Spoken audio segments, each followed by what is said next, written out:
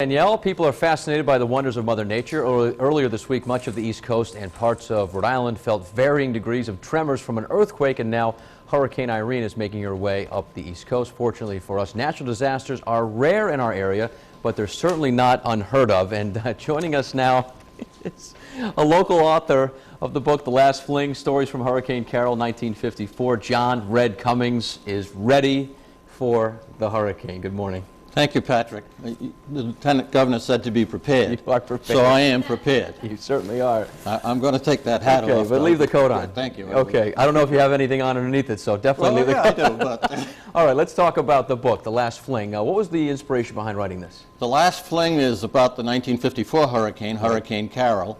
And the inspiration was, when I started, I wanted to just tell stories about how I grew up in Westport in the 1950s and what life was like back then. And as I got going with the book, I realized I needed a focus, and the focus, because I lived through Hurricane Carol and saw a lot of the events of that day, I incorporated that as to the focus of my book. Okay, why do you call it The Last Fling? Well, The Last Fling, I call it that because that's the name of the fishing boat that ended up on the wharfs at Westport Point as a result of the hurricane.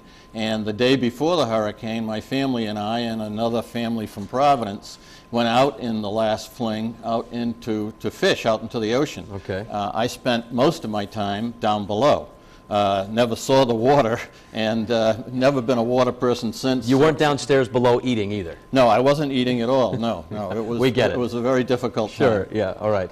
And we'll talk about the difference between a hurricane, preparation then versus now. I mean, I imagine you really had no idea what was coming your way. Well, we had really no warning at the time. Right. So we woke up early in the morning and with this terrible rain and wind going on.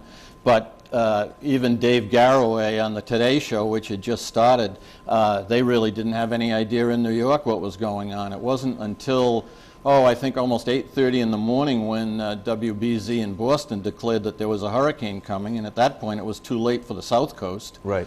It was a good warning maybe for Boston, but it wasn't a good warning for the South Coast. So any structures that were still left on the beach after the Great Hurricane of '38 right. Were basically destroyed in the '54 hurricane.